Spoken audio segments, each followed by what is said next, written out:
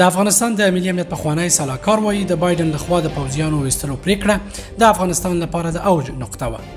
د افغانستان د ملي امنیت پخوانی سلاکار حمدالله محب په دې اړه غږېدلی چې څه تېروتنې وشوې، څوک ملامت دی او د هیواد راتلونکی به یې څه ډول وي. د افغانستان اسلامي جمهوریت د 2021 میلادي کال د اګست پر 15 سقوط وکړ، وروسته له هغه چې د حکومت جګپوړي مشران چې غربي متحدینو یې ملاتړ کوه چورلکو ته وختل او کابل کې د طالبانو واک ته تر بیا رسیدو مخکې له افغانستان څخه وتښتېدل. پخوانی افغان ولسمشر محمد اشرف غني او تر ټولو نږدې سلاکاران وي د داسې اوازو په ترڅ کې د نړۍ یو تر ټولو بېوزله او په فساد ککړ هېواد تر شا پرېښوده چې ګواکې دوی د وتلو پر مهال د بیا رغونې لپاره مرسته شوي میلیونونه ډالر هم له ځان سره وړي دي. د افغانستان 40 میلیونه وګړي اوس له لوږې او بېوزلۍ سره مخامخ دي. په 2019 میلادي کال کې حمدالله محب پر امریکا د خیانت او غدارۍ تور پورې کړ، وروسته له هغه چې د هغه مهال د امریکا ولسمشر ډونالډ ټرمپ له طالبانو سره مخامخ خبرې پیل کړې. افغان حکومت یې کوښښ کړ او ژمنه وکړه چې د امریکا پوځیان به له دغه هیواد څخه وباسي او د 2020 میلادي کال د فبرورۍ په یوه معامله یا هوکړه کې په اساسي توګه د طالبانو بریا حتمي کړه. په یوه نادرې مرکه کې محب د فارین پالیسۍ مجلې ته ویلي چې جمهوریت ولې سقوط وکړ، څه تېروتنې وشوې، څوک ملامت دي او څرنګه وضعیت کنټرولیدای شو او د روان اقتصادي او بشري ناورین پر وړاندې د افغانستان راتلونکی څه ډول ویني. فارین پالیسي د افغانستان وضعیت څه ډول ارزوي؟ حمدالله محب: موږ هیله مونو چې د لسیزو راهیسې د روانې جګړې فصل ته سوله ییز پای ورکړو، خو ډېر خواشینی یم چې له څه باندې 40 کلونو جګړې وروسته هم د افغانانو کړاوونه دوام لري، که څه هم د لویې پیمانې تاوتریخوالی کم شوی دی، خو په عمومي ډول وضعیت له بشري او اقتصادي پلوه ناوړی دی. ډېر هغه حقونه او ادارې چې په تیرو 10 کلونو کې د هغو لپاره وجنګېدو او کار مو ورته کړی و له منځه تللي. د اقتصادي سقوط په درشل کې و، سیاسي تنوع او ازادیانې مو له لاسه ورکړي دي، د اپوزیسیون او مدني ټولنې غږونه په فعاله توګه د بندېدو په حال کې دي، رسنۍ په لویه کچه اړ شوي چې ځانونه سانسور کړي. د افغانستان د مهمو ښارونو متحرک ښاري کلتور په ورکېدو دی، هېواد په چټکۍ د ګوښه کېدو په حال کې دی او نړۍ بیا له افغانستانه سترګې اړولې دي، لکه څرنګه یې چې زموږ په تاریخ کې څو وار مخکې هم افغانستان یوازې خوشي کړی و. په دې پس منظر کې راتلونکی ناڅرګند دی. طالبان ولې بریالي شول؟ یو مهم دلیل د امریکا خارجه پالیسۍ د لومړیتوبونو واضح بدلون و چې دغه بدلون د ټرمپ اداره کې څرګند او د ولسمشر جو بایډن اداره کې پلی شو. په 2001 میلادي کال کې امریکا په افغانستان کې خپل هیواد ته د متوجه امنیتي ګواښونو له منځه وړلو لپاره د یو ائتلاف مشري وکړه او په افغانستان کې یو داسې حکومت رامنځته کړ چې تمه کېده د راتلونکي ګواښونو مخه ونیسي. په داسې حال کې چې امریکا نورو ګواښونو ته مخ واړو، د مثال په ډول هغه ګواښونه چې سرچینه یې چین کې وه او د سایبر یا انټرنیټي امنیت مسله، او لکه څرنګه چې هرې راتلونکې ادارې یعنې باراک اوباما، ټرمپ او بایډن د امریکا رسنیو کې د نه ختمېدونکې جګړې خبرونو بې حوصله کړي وو، واشنګټن پرېکړه وکړه چې له افغانستانه باید د بهر وتلو او د جګړې پای ته رسولو پلمه پیدا کړي. په افغانستان کې شتون او ورسره همکاري نور د امریکا د بهرنۍ تګلارې لومړیتوب نه و. شاید دوی دا فکر کړی و چې په نورو سیمه ییزو اړیکو او هیوادونو کې د پانګونې له لارې هم په افغانستان کې د ترهګرۍ ضد ورته پایلې لاسته راوړلی شي، یعنې په افغانستان کې د خپلو پوځیانو حضور نور اړین نه ګاڼه. موږ په دوامداره توګه دا غوښتنه کړې وه چې پوځیان دې په تدریجي توګه وباسي تر څو موږ په منظمه توګه ځانونه چمتو کړو، خپلې خالیګاوې ډکې او نیمګړتیاوې پوره کړو، خو داسې ونه شول چې دلیل یې هر څه و او مطمئن یم چې ګڼ دلایل به لري. امریکا د بایډن حکومت پر مهال د 2020 میلادي کال اپریل کې وروستۍ پریکړه وکړه چې په هر قیمت چې کېږي خپل پوځیان به له افغانستانه وباسي. دغه پریکړه او اعلان د اوج نقطه وه او له همدې نقطې څخه وروسته موږ د وضعیت په کنټرولولو کې پاتې راغلو. په همدې بهیر کې څرګنده شو چې امریکا لپاره د افغانستان جمهوریت پایښت نه بلکې له طالبانو څخه یوازې د امریکا لپاره د تضمین لاسته راوړلو موضوع لومړیتوب دی. بله مهمه مسله دا وه چې زموږ دښمن ناڅرګند و. په دې اړه ګډې وړې خبرې کېدې. د 2019 کال راهیسې د قطر په دوحه کې د امریکا او طالبانو په مذاکراتو کې افغان حکومت او د افغانستان خلک ګوښه کړی شول، په داسې حال کې چې دغو خبرو له لارې د طالبانو سیاسي مشروعیت پیاوړی شو. امریکا چې د طالبانو پر ضد جګړه کې زموږ کلیدي متحد و، له همدوی سره معامله او هوکړه وکړه، داسې هوکړه چې په موټې واشنګټن جګړه پای ته ورسوله. له امریکا را رسیدونکو ګډو وډو پیغامونو د افغانستان دفاعي او امنیتي ځواکونو ترمنځ یوه ستره ناڅرګندتیا پیدا کړه. طالبانو سره به د امریکا جګړه پای ته ورسیږي، خو موږ ته واضح وه چې طالبانو پوځي بریا غوښته. موږ په وار همدا خبرداری ورکړی او دا چې طالبانو سره به زموږ جګړه دوام ومومي. له سقوط یوازې څو اونۍ مخکې د افغان روغې جوړې لپاره د امریکا ځانګړي استازي زلمي خلیلزاد افغان رسنیو ته ویلي چې روانه جګړه د قربانیو ارزښت نه لري. دې خبرې پر افغان ټولنه اغیزه وکړه او افغان سیاسونو او اردو دغه خبره په زړه ومنله. مورال تر بل هر وخت ډیر ټیټ و. دا تصور په ژوره توګه حاکم و چې موږ یوازې پرېښودل کیږو. ناڅرګندتیا له کنټروله بهر وه او دې باور پر خلکو او پوځیانو کلکه اغیزه وکړه. د افغانستان اقتصاد او حکومت په ژوره توګه د امریکا او نړیوالو په مرستو تکیه درلوده، لکه څرنګه چې اوس ځینې راپورونه او څېړنې ښیي په ځایي کچه او د زورواکو او مهمو لوبغاړو ترمنځ ډېرې معاملې روانې وي چې په ځینو سیمو کې د تسلیمۍ او ځینو کې په سوله ییز ډول د واک لیږد لامل شوي او دغه څو پیښې په ټول هیواد کې د ورته نورو پیښو لامل شوي. ستاسو په اند د افغانستان په سقوط کې پاکستان څه رول ولوباوه؟ دا یو منل شوی حقیقت دی. که د پاکستان ملاتړ او همکاري نه وای نو طالبانو به هیڅ شتون نه درلود. طالبانو سره د پاکستان اړیکو په باب په کافي اندازه شواهد او لیکنې شته.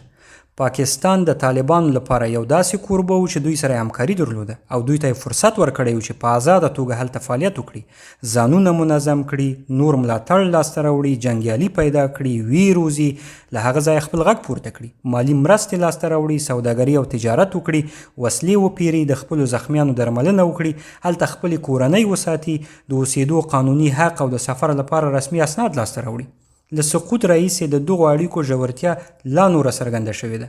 موږ په وار دغه مسله مطرح کړه، هم په علني او هم په خصوصي ډول، خو د پاکستان مسله تر افغانستان هم د نړیوالو د خارجه پالیسۍ معما وه. زه په دې باور یم چې ډېر هیوادونه هیڅ نه پوهېدل چې د پاکستان مسلې سره څه وکړي، ځکه نو تصمیم یې ونیو چې له دې حقیقته سترګې پټې کړي چې پاکستان د ستونزې اصلي لامل دی. په دې تړاو او ځینو نورو پالیسیو کې پاکستان ته هیڅ اشاره هم نه ده شوې. دې تورونو ته څه ځواب لرئ چې غني، تاسو او حکومت په عمومي ډول د افغانستان له ځمکنیو حقایقو خبر نه و، په داسې حال کې چې د طالبانو بریا په زیاتېدونکې توګه حتمي شوې وه؟ فکر نه کوم چې موږ له ځمکنیو حقایقو بې خبر وو. له سقوط څو اونۍ وړاندې د هیواد په ټولو ولایتونو او ولسوالیو کې ګڼې مسلې په ډېرې چټکۍ راڅرګندې شوې او موږ هڅه کوله په همزمان ډول وضعیت وڅېړو او دا تصمیم ونیسو چې د جمهوریت د پایښت لپاره باید زموږ بل ګام څه وي او څرنګه د لا نورې وینې تویېدنې او د خلکو د بې ځایه کېدو مخه ونیسو. وضعیت په خورا تیزۍ سره د بدلیدو په حال کې و. تر هغو چې د 2021 میلادي کال د اګست پر 15مه موږ دې پایلې ته ورسېدو چې د پلازمینې په لارو او کوڅو کې د وینې تویېدنې مخنیوي لپاره او د ولسمشر د ممکنه ترور یا یرغمل کېدو مخنیوي لپاره له وتلو پرته بله چاره نه لرو. اوس چې پرې فکر کوم باور مې دا دی که پاتې شوي وای او د ولسمشر ژوند مو له خطر سره مخامخ کړی وای او کابل ښار کې مو د جنگ خطر منلی وای، حتی که دغه دوه ممکنه حالتونه په واقعیت هم نه وای بدل او په وروستیو شیبو کې په یو ډول د قدرت د لیږد تړون شوی وای، نو بیا به هم په اساسي توګه دا یو ډول تسلیمي وای چې پکې به افغان جمهوریت د طالبانو حکومت ته مشروعیت ورکړی وای. دا به یو ډیر ناوړه میراث وای. د هغه څه په وړاندې به یو خیانت وای چې موږ د هغه لپاره مقاومت کړی او جګړه مو کړې وه او زموږ ملي ځواکونو ته به تر ټولو ستره صدمه او زیان وای. په دې هم باوري نه یم چې ګنې دا حالت به په افغانستان کې د باثباته حکومتولۍ لامل شوی وای لکه څرنګه چې نړیوال تمه کوي، بلکې ممکن موږ په چټکۍ یوې کورنۍ جګړې یا بل سیاسي سقوط په لور سوق کړي وای. امریکایانو لا له وړاندې پرېکړه کړې وه چې د 2021 میلادي کال د اګست پر 21 به ځي او داسې کوم پلان نه درلود چې د نوي حکومت د ثبات مشري په غاړه واخلي او فکر نه کوم چې نړیواله ټولنه دې هم دومره موده ایثار پاتې شوی وای چې یاد رول یې لوبولی وی. آیا بېوزلي او فساد د ناکام جمهوریت میراث دی؟ آیا اوس د افغانستان خلک د حکومتولۍ په برخه کې ستاسو د ناتوانۍ یا بېمیلۍ بیه پرې کوي؟ فساد او بېوزلي له کلونو راهیسې د افغانستان عمده مسلې پاتې شوي دي او په دې برخه کې د غني حکومت له ستونزو سره مخامخ و. خو غني هڅه کړې وه چې دا مسله خپل لومړیتوب وګرځوي او د اصلاحاتو په اجنډا کې پر وړاندې مبارزه وکړي. په دې لړ کې د هیواد د لومړني فساد ضد قانون، د فساد ضد ادارو پیاوړي کولو او په فساد تورنو کسانو محاکمې لپاره د فساد ضد عدالت لومړني مرکز جوړولو په ګډون ګڼ قانوني اصلاحات معرفي کړي وو. دغه راز د حکومتي چارواکو شتمنیو د ثبتولو یو ویبسایټ هم جوړ کړی و. دا یوازې یو څو هڅې وي. که په واقعي ډول د هغو ارګانونو شمیرې وګورئ چې فساد څاري نو څرګنده به شي چې افغانستان د فساد کنټرول په برخه کې تدریجي پرمختګ کړی و.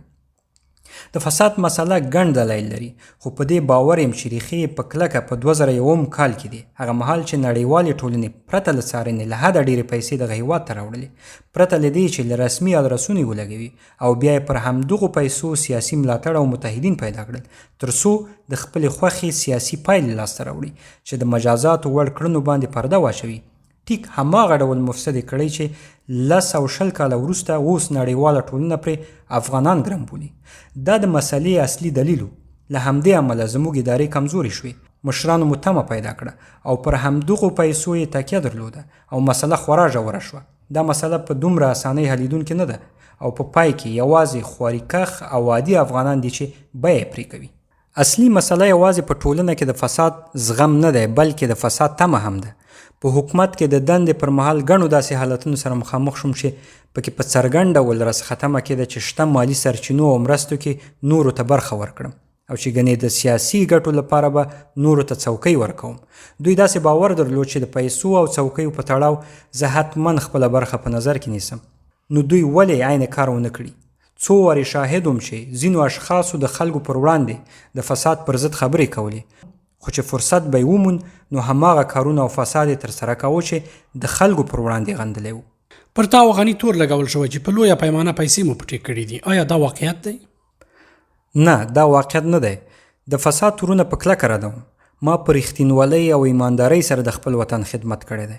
باور لرم هغو خلکو چې زه یې پیژندلم او له ما سره یې کار کړی و په دې پوه دي، ان هغوی هم چې له ما سره سیاسي مخالفت درلود او هو لا وړاندې له هغو ادارو سره همکاري کوم چې د فساد تورونو پلټنې کوي. فکر کوئ چې د طالبانو واکمني باید د افغانستان د مشروع حکومت په توګه په رسمیت وپېژندل شي؟ آیا دوی باید د هیواد بهرنیو مالي سرچینو او هغو پراختیایي مرستو ته لاسرسی ولري چې پخوا یې ژمنې شوي وي؟ فکر کوم یو ناسم تصور شته چې ګنې د طالبانو په رسمیت نه پیژندلو او د مالي سرچینو نه خوشي کولو له کبله طالبان ښه حکومتولي نشي کولی او هیواد یې له کبله له بشري او اقتصادي بحران سره مخ دی. لومړی خو دا چې د مسلې حل دومره ساده نه دی. دوهمه دا چې په غیر رسمي ډول ډیرو هیوادونو طالبان منلي دي او له طالبانو سره مخامخ اړیکې لري او ځینې ان په کابل کې سفارتونه هم لري. په عین حال کې فکر نه کوم د نړیوالې ټولنې اوسنۍ تګلاره د مطلوبې پایلې ولري، په دې دلیل چې تیر کې هم ورته تګلارو نتیجه نه ده ورکړې. اوسنۍ تګلاره دا ده چې د بهرنیو مرستو او په رسمیت پیژندلو په بدل کې له طالبانو تمه کیږي چې د بشري حقونو، سیاسي ازادیو او ترهګرۍ ضد مسلو کې به د نړیوالو غوښتنې پوره کوي. کله چې په حکومت کې هم له هغو بهرنیو ملګرو سره مې استدلال کاوه چې باور یې درلود د بهرنیو مرستو او په رسمیت پیژندلو په مټ پر طالبانو خپلې غوښتنې منلی شي. طالبان یو دودیز حکومت نه دی، دوی د خلکو لخوا نه دي ټاکل شوي. دوی په پوځي ځواک قدرت لاسته راوړ او د ځواک په مټ به حکومت کوي. طالبان په اساسي توګه یو سختدریځه مذهبي او ایډیالوژیک غورځنګ دی، سیاسي غورځنګ نه دی. هغه مهال مې هم همدا استدلال کوه، اوس هم کوم چې طالبانو سره د اغېزناکه چلند لپاره باید نړیواله ټولنه د طالبانو جهانبینۍ په باب خپل باور او پوهاوي ته بیا کتنه وکړي، ځکه دوی پر جهادي جهانبینۍ باور لري. تر هغو چې جهادي ډلې په رسمیت پیژني، طالبان به په دې باور وي چې همدومره رسمیت پیژندنه ورته کافي ده. په ورته وخت کې عادي افغانان دي چې د دوامداره سیاسي ناکامیو بیه پرې کوي. که مو فرصت درلودی چې بیرته تیر ته ستون شئ، نو مسایل به مو په څه توپیر مدیریت کړی وای؟ لا هم پر خپلو ژورو پښیمانیو فکر کوم او پښیمانۍ مې ګڼې دي.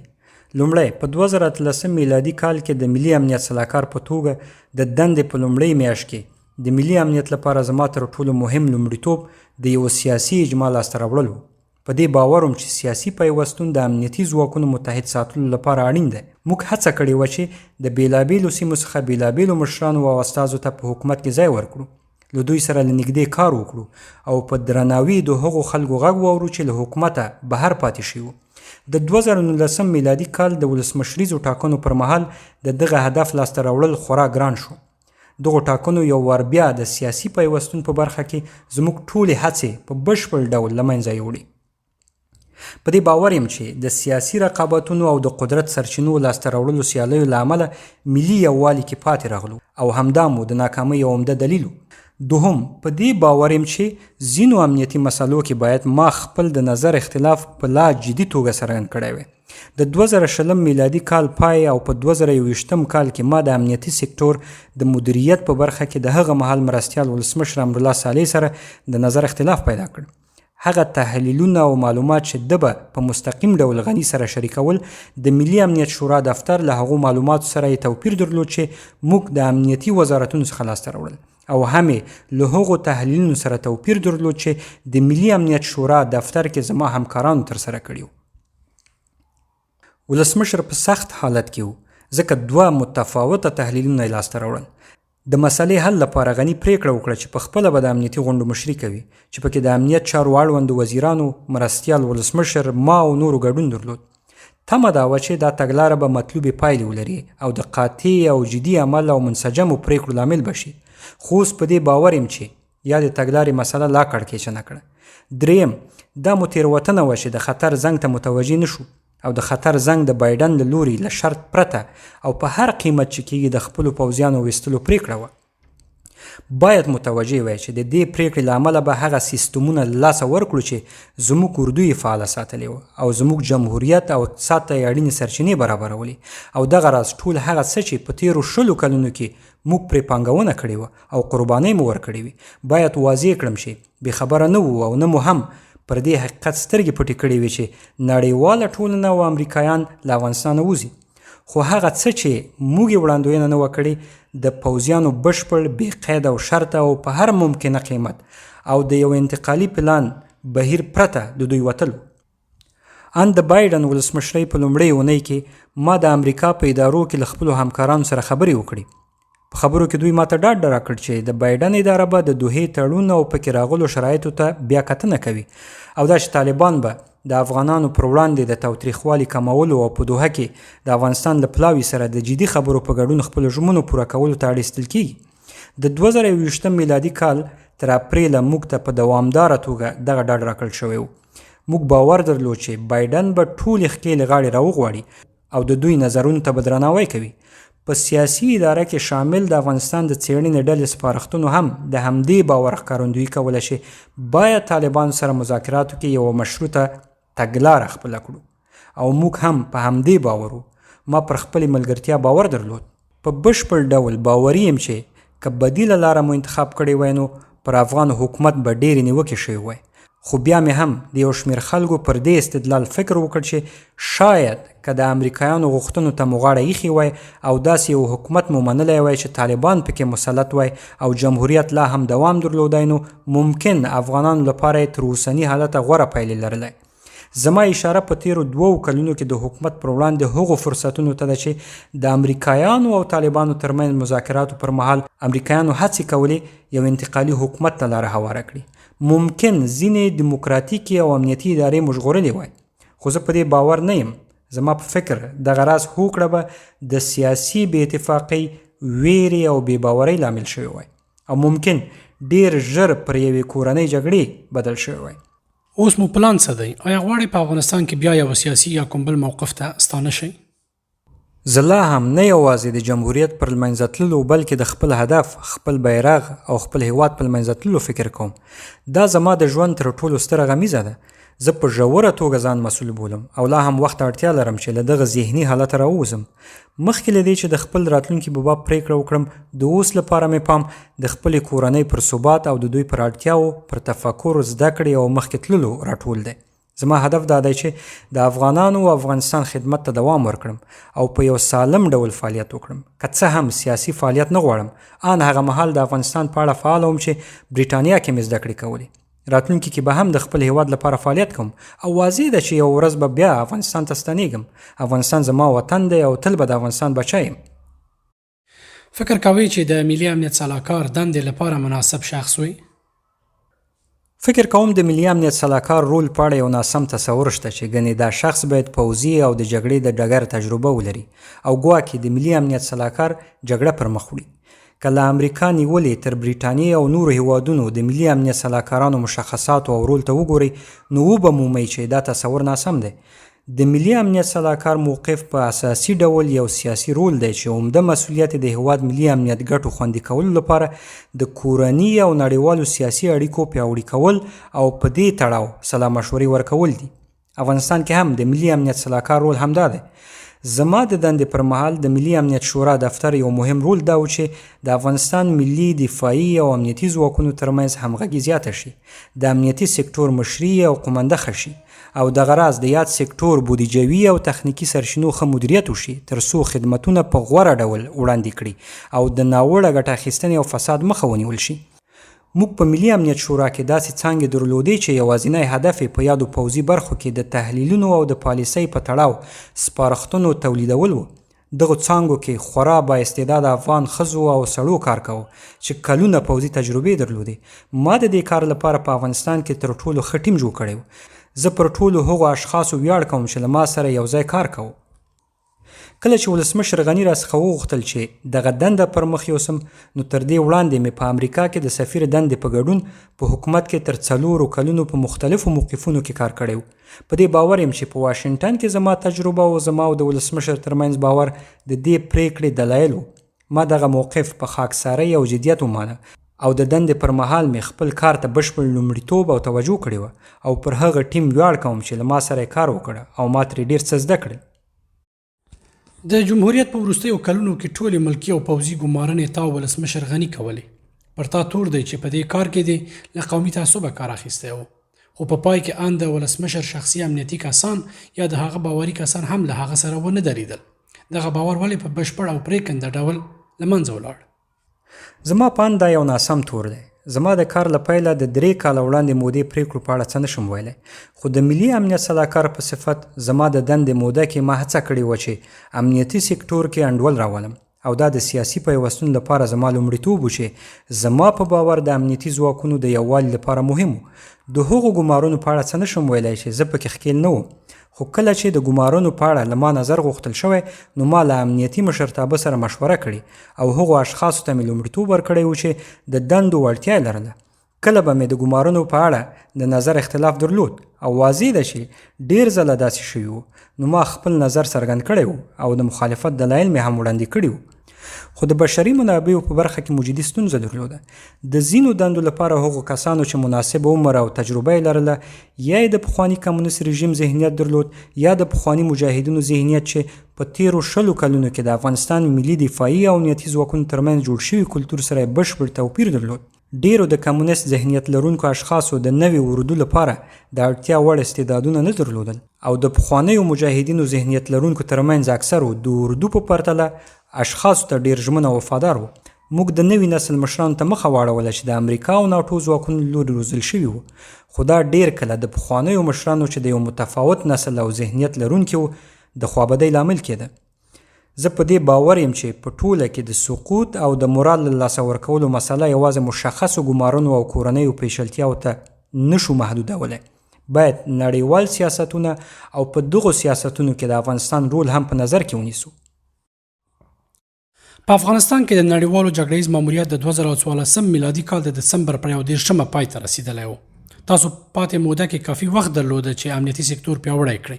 په دې کار کې پاتې راتلل د چا مسؤلیت ګڼئ؟ د یو پیاوړي افغان امنیتي ځواک جوړولو ماموریت تر 6 نه بلکې تر 20 کلونو دوام درلود او تر ډیره یې مشري د امریکا او نړیوال ځواکونو په غاړه وه. ان په 2014 میلادي کال کې د امریکا او نړیوالو په مشرۍ له امنیتي ماموریت څخه د افغانانو په مشرۍ د امنیتي مسؤلیت ترلېږده. که د افغانستان په څیر هیواد کې د یو متحد ملي امنیتي ځواک جوړولو ننګونې په پام کې ونیسئ، له 2001 کال راهیسې چې پر بهرنیو مرستو یې تکیه درلوده، نو 6 کاله خو پر ځای پرېږده، ان 20 کاله هم د دغې موخې لاسته راوړلو لپاره کافي نه دي. سره له دې هم د ولسمشر غني ادارې یو لړ سیستماتیک هڅې کړې وې چې افغان دولت پر ځان بسیا شي. نه یوازې امنیتي ځواکونه بلکې ټول حکومت. ډېرې هڅې د 2014 کال مسؤلیت لیږد پیل شوې تر هغو چې د ولسمشر په توګه وټاکل شو. له 2014 میلادي کال وروسته د امریکا په مشرۍ د روزنې، مشورو او همکارۍ ماموریت په ترڅ کې د افغانستان دفاعي او امنیتي ځواکونو ډېر پرمختګ وکړ. د ترهګرۍ او شورش ضد برخو کې د پام وړ مهارتونه پیدا کړل. د افغانستان په ټولو مهمو ښارونو کې د بحران پر وړاندې د غبرګون قطعې جوړې شوې. افغان هوایي ځواکونو خپل هوایي امکانات، د تخنیکي حفظ او مراقبت وړتیاوې او د شپنیو عملیاتو وړتیاو په ګډون تعرضي او دفاعي عملیاتو برخو کې پرمختګونه وکړل. په داسې حال کې چې زموږ اردو تخنیکی مهارتونه زده کړل او وسایل لاسته راوړل د وسایلو فعال ساتلو لپاره د حفظ او مراقبت او لوژستیک پرمختللي سیستمونه د افغانستان لپاره د امنیتي لیږد ګډې قومندې لخوا یا د قراردادیانو لخوا ورکړل شوي وو. د روان بهیر پر اساس ټاکل شوی و چې د یادو سیستمونو لیږد به تر 2040 میلادي کاله پورې بشپړ شي. په ناڅاپي ډول د لوژستیکي او حفظ او مراقبت وړتیا له لاسه ورکول زموږ لپاره ستر تاوان و چې موږ یې اغیزه کنټرول نشوای کړی. خو لکه څرنګه مې چې مخکې یادونه وکړه، سقوط یوازې یو ځانګړی دلیل نه درلود. د لوژستیکي او حفظ او مراقبت وړتیاو له لاسه ورکول هم یوازینی دلیل نه و، خو زما په اند دا یو عمده دلیل و. ولسمشر غني په اعلاني ډول ویلي چې امریکا او غربي متحدین د جمهوریت د سقوط مسؤلین دي. طالبانو سره د ټرمپ هوکړه د جمهوریت د سقوط پیل ګڼل کیږي. فکر نه کوي چې دا د هیواد د مشرانو په صفت د سقوط په تړاو د مسؤلیت نه منلو یو پلمه ده. دا منم چې ځینې پریکنده شیبې زموږ له کنټروله بهر وي او سقوط کې مهم رول لوبولی. یوه شیبه یې د 2020 میلادي کال فبرورۍ کې د ټرمپ ادارې په مشرۍ د امریکا او طالبانو ترمنځ هوکړه وه، او د 2021 میلادي کال اپریل کې د ولسمشر بایډن لخوا بې له قید او شرطه د پوځیانو ایستلو اعلان بله شیبه وه. او د دې حقیقت بیانول د مسؤلیت نه منلو په معنا نه دی، ځکه ناکامي دومره ستره ده چې ټول پکې مسؤلیت منلی شو. دا یوه ټولیزه ناکامي وه او ټول باید پکې خپل ځان مسؤل ومنو. دا چې زموږ دولت او اقتصاد تر ډیره پر بهرنیو مرستو تکیه درلوده، جګړهیز ځواک مو هم تر ډیره پر بهرنیو مرستو ولاړو. د هیواد سیاسي راتلونکي په باب مو سیاسي پریکړو کې د خپل حاکمیت محدودیتونه په بشپړ ډول په نظر کې ونه نیول. دا داسې یو دام دی چې په تیر کې ډیر افغان مشران پکې ګیر شوي دي، ځکه پر نورو اقتصادي تکیه او د سیاسي حاکمیت نشتون بدبختانه زموږ د هیواد تاریخي مسلې دي چې موږ ورسره تل لاس او ګریوان. په دې باور یم چې ولسمشر غني په بشپړ ډول پوه و چې پر بهرنیو مرستو تکیه د افغانستان حاکمیت پر وړاندې ستره ننګونه ده، او همدا دلیل و چې دی په ژوره توګه پر حکومتي اصلاحاتو بوخت و چې موخه د افغانستان لپاره په اوږد مهال کې اقتصادي پر ځان بساینه وه. خو دا داسې پلان و چې په حقیقت کې که ډېر نه وي نو لږ تر لږه لسیزو ته اړتیا لرله چې نتیجه ورکړي، او په عین حال کې موږ د مطلوبې پایلې لاسته راوړلو لپاره د ټولو هغو اړوندو فکټورونو په یوځای کولو کې پاتې راغلو چې ممکن په تیرو 3 کلونو کې د امریکا له سیاسي مصلحت سره اړخ لګولی وی. خو دا به ووایم چې د مسؤلیت ستره برخه باید هغوی ومني چې تر ټولو ډیر کنټرول او قدرت یې درلود. د افغانستان اقتصاد تقریبا په بشپړ ډول پر مرستو تکیه درلوده. حکومت چې غرب یې ملاتړ کاوه ولې اقتصاد ونه غوړاوه. د کار او روزګار فرصتونه یې جوړ نه کړل، کوچنیو کاروباریانو او شرکتونو سره مرستې ونه کړې او لږ تر لږه یې په افغانستان کې یو پر ځان بسیا اقتصادي جوړښت یې رامنځته نه کړ. که څه هم دا زما دنده نه وه، که څوک غواړي پر ځان بساینې په برخه کې د ولسمشر غني ادارې پلانونه او اجنډا باندې ځان پوه کړي چې د ولسمشرۍ پر مهال یې عمده پام پر همدې هدف راټولو، کولی شي یو ډېر اسانه آنلاین سرچ یا پلټنه وکړي او د اقتصادي پراختیا پلانونو په اړه به معلومات لاسته راوړي او ومومي چې دغو پلانونو په وروستیو کلونو کې تدریجي پرمختګ درلود. په دې اړه اسناد شته. ولسمشر په دوامداره توګه ټینګار درلود چې بهرنۍ مرستې باید د ملي بودیجې له لارې ولګول شي ترڅو د خدمتونو او حساب ورکونې بهیر پیاوړی شي او د مرستندویانو د مستقیمو مالي مرستو په پرتله د دولتي او شخصي مشارکتونو او پر بنسټونو باندې اقتصادي پانګونه باید لومړیتوب خپل کړي او په کلیوالو سیمو کې د کار زمینې برابرولو لپاره باید د حکومت پراختیایي پروګرامونو لکه سټیزن چارټر ښاري منشور کې پانګونه وشي او د ټاپي او کاسا زر په څیر سترو سیمایزو بنسټیزو پروژو ته لومړیتوب ورکړل شي او د انرژۍ بنسټونو پراختیا د مثال په ډول په ټول هیواد کې بندونه جوړ شي. دا یوازې یو څو هڅې وي. حکومت په دې تړاو ښه پیل درلود او د اقتصادي پراختیا لپاره یې پر ځان بساینې اجنډا کې د پام وړ لاسته راوړنې لرلې. د دغو لاسته راوړنو اسناد او د حکومت مرستندویانو او نړیوالو ادارو لخوا خپاره شوي راپورونه اوس هم شته، خو دا چې عام خلک پرې خبر نه دي د دې ښکارندویي کوي چې دغو هڅو ته په نړیوالو رسنیو کې هیڅ یا ډیر کم پام شوی او په تیرو 7 کلونو کې دا اقتصادي خبرونه داسې سرټیکې نه وشي نړیوالې رسنۍ یا ان په کور دننه رسنۍ ورته لومړیتوب ورکړي. دوی تر ډیره د جګړې، سولې او فساد خبرونو ته پام اړولی و. ستاسو په اند په لنډ مهاله او منځمهاله کې په افغانستان کې څه پیښ شي؟ نه پوهیږو چې څه به پیښیږي او که بل څوک دا ادعا کوي چې په روان ناڅرګند او نازکه حالت کې د راتلونکي په اړه وړاندوینه کولی شي نو ادعا ته یې باید د شک په سترګه وکتل شي. خو هغه څه چې اوس مهال زه پرې پوهیږم دا دی چې زموږ په تاریخ کې له بل هر وخت ډیر افغانان یووالي ته اړتیا لري او نور جګړې او تاوتریخوالي ته اړتیا نه لري. په دې هم باوري یم چې طالبانو تر ټولو ستره ویره ملي سیاسي مقاومت دی. دوی له جګړې نه ویریږي. دوی په وژنو او ځانونو الوزولو کې ډیر تکړه دي، خو د دوی لپاره به د یو ملي متحد سیاسي جبهې خاموشول ډیر ګران وي. په ځانګړي ډول د ټولنیزو رسنیو او د خلکو لخوا د راپور ورکونې په اوسني عصر کې دغه راز ملي حرکت هغه مهال شونه دی چې سیاسي مخالفتونه او قومي درزونه جوړ شي او په هیواد دننه او بهر ټول افغانان یو موټی شي. طالبان شاید د مقاومت ترمنځ بې اتفاقۍ او مخالفتونو زیاتولو لپاره له پټو تکتیکونو هم کار واخلي. د طالبانو ترمنځ هم مخالفتونه او د قدرت سیالۍ شته او سیاسي پیچلتیاوې او کینې به دغه مخالفتونه لا ډېر کړي چې ممکن د طالبانو د کمزوري کېدو لامل شي. خو د دوی ترمنځ دغه داخلي کمزوري به د دوی د ناکامۍ لپاره کافي نه وي.